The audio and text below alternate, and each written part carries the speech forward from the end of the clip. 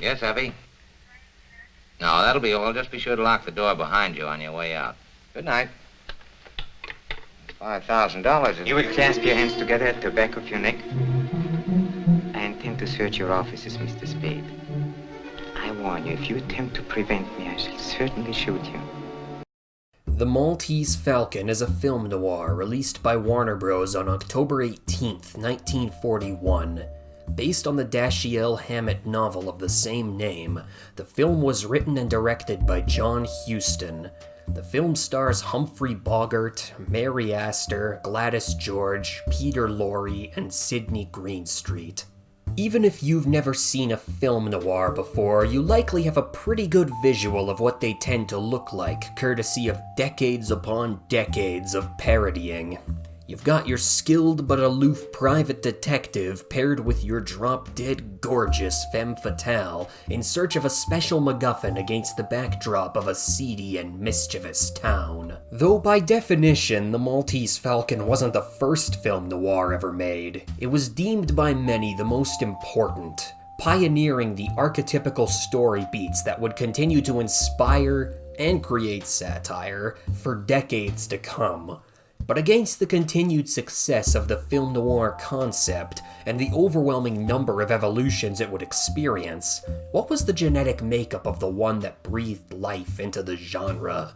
What causes people to perceive The Maltese Falcon as one of the greatest movies in history? In this review, we will invite ourselves in from the cold and investigate how an icon of the silver screen came to be the leader of its empire. Just as a warning to everyone here, there will be major spoilers ahead. If you wish to see this movie for yourself without knowing anything beforehand, please click off the video now. Now, without further ado, let's get into it. In 1539, the Knights Templar of Malta paid tribute to King Charles of Spain, gifting him a falcon of gold encrusted with the finest of jewels. But pirates would seize this priceless artifact on the high seas, causing one of the most spectacular of relics to vanish into the pages of history. The story begins in San Francisco with private investigators Sam Spade and Miles Archer being requisitioned by Miss Wonderly, who is desperately trying to get her sister away from a man named Floyd Thursby. Archer agrees to personally tail Thursby that night to find out more, but during his investigation, he is fatally shot. Spade is called to the scene, but he leaves without taking a good look at Archer's body. Later that night, Spade is questioned about his whereabouts by the police, who reveal that Thursby was shot dead not long after Archer's murder. The next day, Spade receives a call from Miss Wonderly to meet her at an apartment under the name of Miss LeBlanc. Upon meeting her, Spade learns that the story she gave to him and Archer had been a fabrication, and that her real name was Bridget O'Shaughnessy. Though she tries to feign helplessness to turn Spade's heart, he sees through her act, calling her out for trying to string him along. After getting her to pay him what money she has left, Spade agrees to investigate what is happening to the best of his ability. Later that night, Spade is approached by a man named Joel Cairo, who requests Spade's assistance in recovering a priceless artifact. After a brief standoff where Cairo is knocked out after trying to hold Spade at gunpoint, Spade agrees to help Cairo find the artifact. Spade meets with O'Shaughnessy and informs her of his encounter with Cairo. After O'Shaughnessy tells Spade she cannot tell him anything until she meets with Cairo, Spade calls Cairo, organizing a meeting between the three of them to be held at Spade's flat. While O'Shaughnessy and Cairo discuss the exchange of the Falcon and the potential involvement of a figure known as the Fat Man, the police arrive, coming to further question Spade about the events surrounding Thursby and Miles' death. It is at that moment that a scuffle breaks out between O'Shaughnessy and Cairo, drawing the police into Spade's flat. Spade talks the police down, telling them that the scuffle had been nothing more than a role-playing act to make fun of the police's persistent questioning. After the police and Cairo leave, Spade questions O'Shaughnessy further on what the Falcon is and why it is important, but ultimately gets nowhere. The next day, when Spade goes to meet Cairo at a hotel, he has a face-to-face encounter with a man named Wilmer, who has been tailing him since his meeting with Cairo. After driving the man away, Spade meets with Cairo, who despite intense grilling from the police, did not reveal anything he knew to them. Spade returns to his office, receiving a call from a man named Gutman, and meeting with O'Shaughnessy, where she reveals her apartment was trashed. Spade sends O'Shaughnessy with his secretary, Effie, and then sets up a meeting with Gutman. Spade and Gutman meet, and though Spade attempts to get a price for the Falcon, while falsely claiming to know where it is, Gutman refuses to trade information based on one man keeping secrets from the other. Spade then fakes a violent outburst, delivering an ultimatum that Gutman will be either in or out for possession of the Falcon by 5 o'clock that day. Following this, Spade meets with the district attorney, telling them and the police to stay out of his way while he tries to get to the bottom of the case. Spade meets Gutman again, and after a brief discussion about the history of the bird and Spade's willingness to acquire the Falcon for Gutman, Spade passes out, having been drugged by Gutman. He comes to on the hotel floor, calling Effie only to find out that O'Shaughnessy jumped ship and never showed up at Effie's place. Spade tells Effie to meet him back at the office so they can determine what to do next. Upon reconvening at the office, an unidentified man riddled with bullet holes shows up at Spade's office, dropping a package at his feet before succumbing to his wounds. Upon closer inspection, it is revealed that the package is the Falcon. At that moment, Effie picks up the phone to the sound of O'Shaughnessy screaming out an address, begging for help before suddenly being cut off. Spade takes the Falcon and delivers it to a P.O. box before going to investigate the address O'Shaughnessy provided. Spade arrives to find no one in sight, and after a phone booth call with Effie, returns to his flat for the night. Upon returning, he finds O'Shaughnessy, Gutman, Cairo, and Wilmer all waiting for him. Spade begins the negotiation, stating that in order for the exchange to work, the group will need a fall guy to hand over to the police, since they will not stop their investigation until they have someone in custody for the murders of Thursby and Jacoby, the man who delivered the Falcon to Spade. A heated discussion ensues where Spade convinces the group that nothing short of killing him will intimidate him, and that he knows that killing him will lead to them losing the Falcon.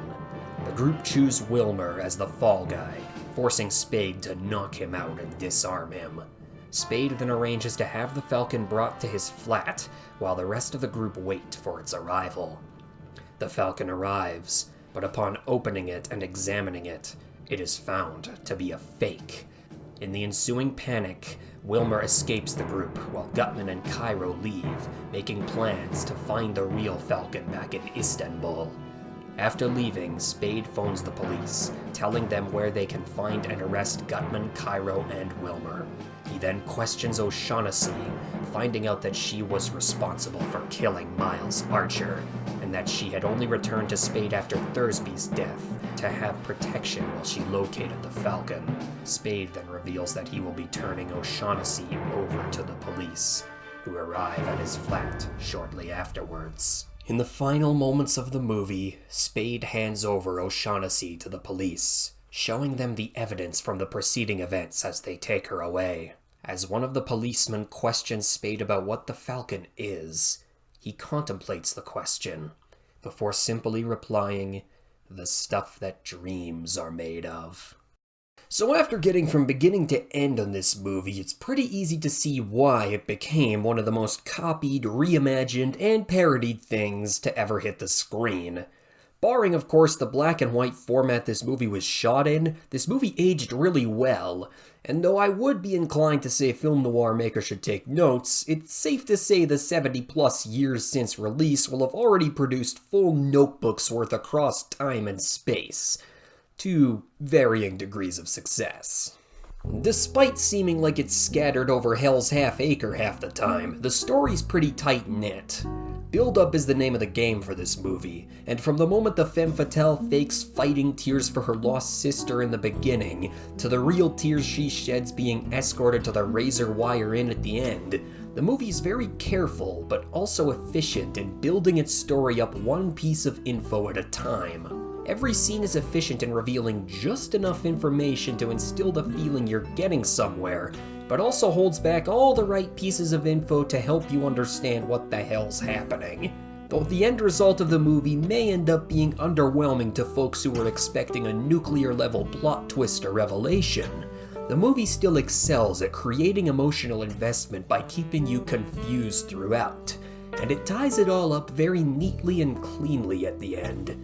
The dialogue plays a major part in bringing you into the fold by convincing you they thought of everything.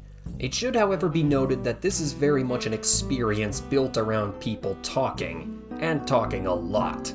So if you come into the movie expecting some Agent 47 breach and clear type action, you better be ready to be disappointed.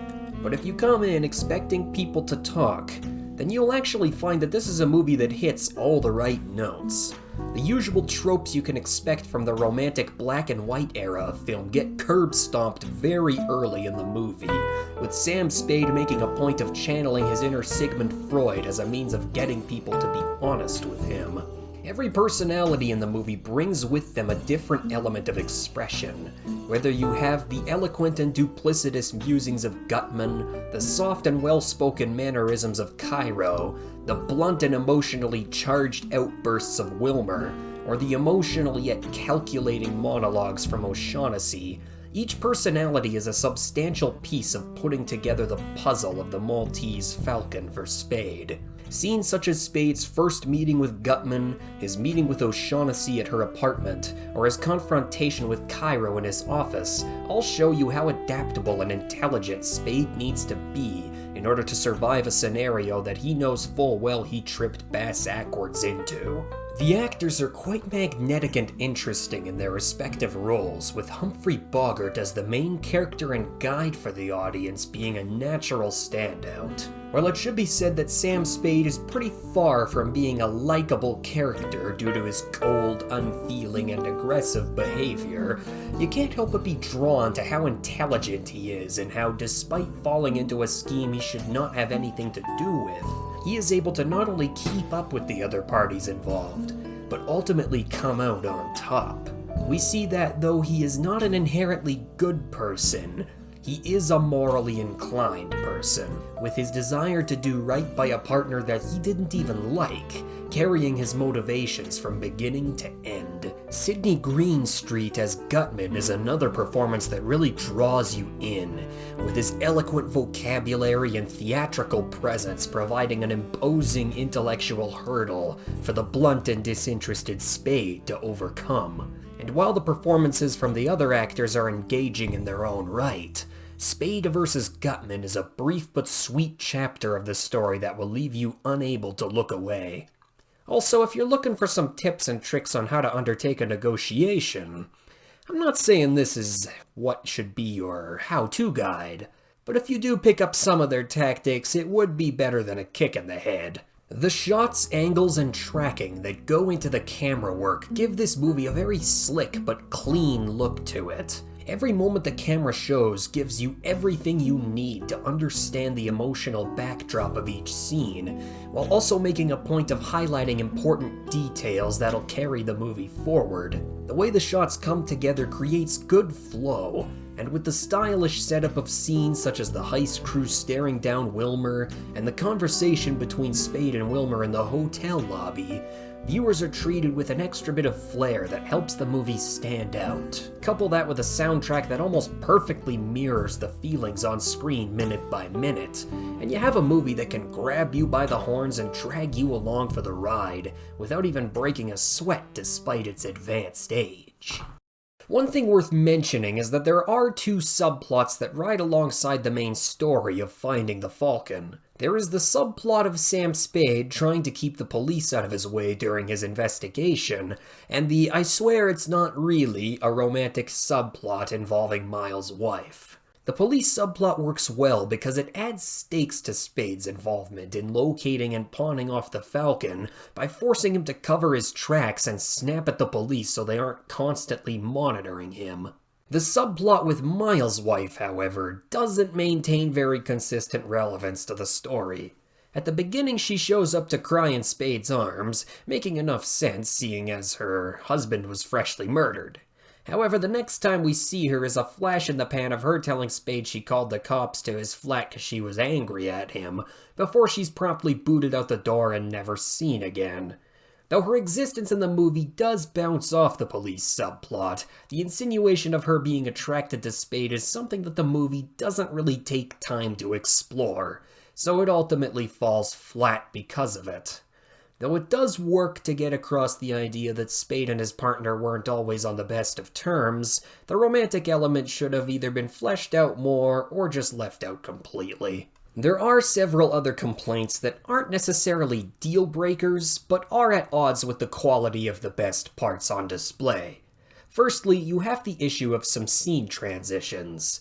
Overall, the scenes of the movie flow together very nicely, and are very open and shut with no issues. However, in scenes such as Spade's first encounter with Cairo, and the scene where Wilmer watches Spade and O'Shaughnessy from the street, the scenes just end, cutting to the next bit too forcefully to make a lot of sense. This is especially apparent in the scene between Spade and Cairo, where after having to knock Cairo out after being held at gunpoint, Cairo is poised to leave after coming to an arrangement with Spade. Then Spade proceeds to give Cairo back the gun he was almost stuck up with, only for Cairo to stick him up with it again. And the scene cuts off with Spade still being held at gunpoint. Though this wasn't badly executed, it just feels goofy to be cutting to black on such a brain-dead decision from a man who is pretty much always on the ball. Speaking of goofy, the fight scenes, if you can really call them that, consist of people getting knocked out cold after basically getting a flick of the wrist moist towelette slap to the face. Though this isn't necessarily unusual to see in older movies where fight choreography isn't exactly at the forefront, it's still something that more people than less are gonna get a good chuckle out of.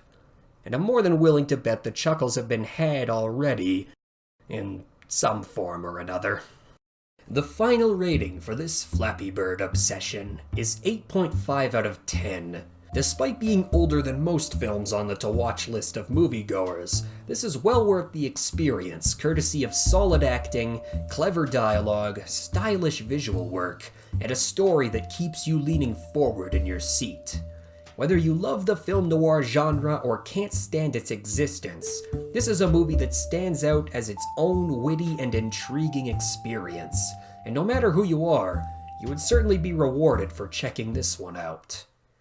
Just don't be too surprised if you find yourself trying on your Humphrey Bogart voice in the mirror.